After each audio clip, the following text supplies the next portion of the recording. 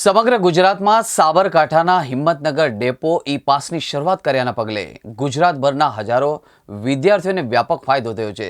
જોકે આજની તારીખે ગુજરાતભરમાં 65,000થી વધુ વિદ્યાર્થીઓએ ઈ પાસનો ઉપયોગ કરે છે, તેમજ તેના ઉપયોગથી સમય શક્તિનો બચાવ થાય છે। ગુજરાતભરમાં 126 ડેપો થકી 228 જેટલા પોઈન્ટ ઉપર એસટી બસનું વ્યાપક નેટવર્ક પથરાયેલું છે, જેના પગલે પ્રતિ દિવસ લાખો લોકો રોજિંદા અવરજવર માટે તેનો ઉપયોગ કરે છે। જો કે તેનો સૌથી વધુ ઉપયોગ ગ્રામીણ વિદ્યાર્થીઓ કરી રહ્યા છે। ત્યારે હિંમતનગર ડેપો દ્વારા રાજ્ય કક્ષાની એક મુહિમ શરૂ કરવામાં આવી હતી, જે અંતર્ગત હિંમતનગરના કોઈપણ વિદ્યાર્થીને કોઈપણ ડેપોમાં પાસ મેળવવા માટે લાંબી લાઈનોમાં ઊભા રહેવાની જરૂરિયાત રહેતી નથી। તેના માટે ઈ પાસની સુવિધા શરૂ કરવામાં આવી છે, જે અંતર્ગત દરેક વિદ્યાર્થી પોતાની જે તે શૈક્ષણિક વિદ્યાલયમાંથી સત્ર પ્રમાણે ઈ પાસ મેળવી રહે છે। સામાન્ય રીતે એસટી બસનો પાસ મેળવવા માટે વિદ્યાર્થીઓને સ્કૂલ કે કોલેજોમાંથી અભ્યાસ અધૂરો છોડી પાસની લાંબી કતારોમાં ઊભું રહેવું પડતું હોય છે, તેમજ ક્યારેક 2 થી 3 દિવસ સુધી લાંબી કતારોમાં ઊભા રહેવા છતાં પણ પાસ મેળવી શકાતો નથી। ત્યારે સાબરકાંઠાના હિંમતનગર ડેપોમાંથી શરૂ થયેલી આ મુહિમ હાલના તબક્કે સમગ્ર ગુજરાતભરમાં પ્રસરી ચૂકી છે। હું જીએનએમ થર્ડ યરમાં ભણું છું, ડીએલ પટેલ સ્કૂલ ઓફ નર્સિંગમાં। અમે પાસ કઢાવવા માટે નોર્મલી 3 થી 4 દિવસ લાગે છે અને અમારો અભ્યાસ બગડે છે, પરંતુ ઈ કાર્ડની એ ફેસિલિટીના કારણે અમારો કાર્ડ અહીંયા સંસ્થા દ્વારા જ કાઢી આપવામાં આવે છે ને એ ઓછો બગાડ થાય છે અને લેક્ચર પણ ઓછા બગડે છે, જેથી અમારો અભ્યાસમાં ખલેલ ઓછી થાય છે અને અમારે એ છોકરીઓને એ ઓછા 5 થી 10 રૂપિયાની અંદર પાસ નીકળી જાય છે। અને ખાસ કરીને જે વાત કરવામાં આવે તો આમાં જે સરળતા છે કોને કોને વિદ્યાર્થીઓને, વાલીઓને, સંસ્થાને, વાલીઓને, અને કારણ કે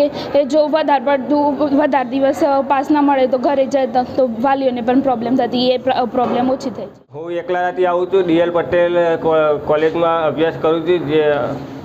ટાઈમનો વેરફાર ના થાય તેથી ઈ પાસ ચાલુ કરવામાં આવે છે, જેથી બસ સ્ટેશન 2 થી 3 કલાક બગડે છે, તે 2 થી 3 કલાક બગડે છે, ન નીકળે છતાં પણ બીજા દિવસે પાસ કઢાવવા લાઈનમાં ઊભું રહેવું પડે છે, જેથી ટાઈમનો બગાડ ના થાય તેથી ઈ પાસ યોજના અમલ કરવામાં આવી છે અને કોલેજમાં ડાયરેક્ટ ઓનલાઈન પાસ નીકળી જાય છે, તેથી અભ્યાસમાં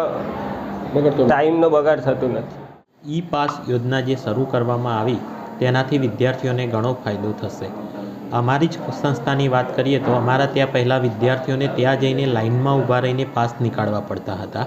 પરંતુ હવે ઈ પાસ યોજનાથી વિદ્યાર્થીઓ ઓનલાઈન રજિસ્ટ્રેશન કરી અમને આપે, અમે ત્યાં જમા કરાવતા એકી સાથે દરેક વિદ્યાર્થીના પાસ નીકળી જાય છે। ત્યાં વિદ્યાર્થીઓને વધુ સમય જઈને ઊભું નથી રહેવું પડતું અને લાઈન થતી નથી। વિદ્યાર્થી કોલેજમાં પાસ આપે એ ત્યાં જમા કરાવી અને બીજા દિવસે અથવા ત્રીજા દિવસે અમને મળી જતા હોવાથી હવે વિદ્યાર્થીઓને ત્યાં જઈને લાઇનમાં ઊભું નથી રહેવું પડતું તથા વારંવાર ધક્કા ખાવા નથી પડતા। આ યોજના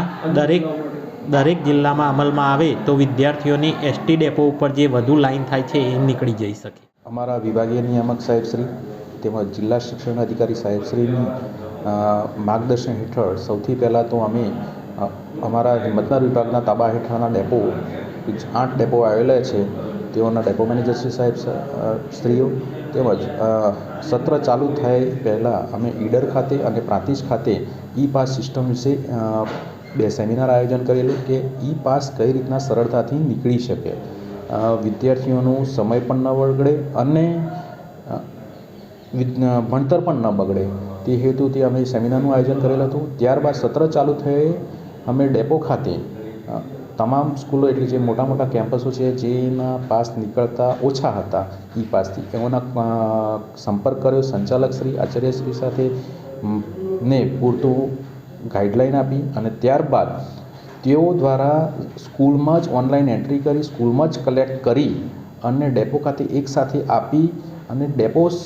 એકસાથે પાસ નીકળે એટલે ડેપો ખાતે એકસાથે સ્કૂલમાં મળી જાય, જેથી કરીને વિદ્યાર્થીનું ભણતર